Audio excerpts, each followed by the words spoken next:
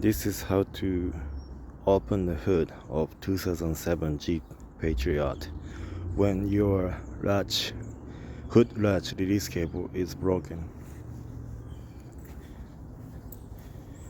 So hood latch is connected to radiator support by two screws. This is 10mm.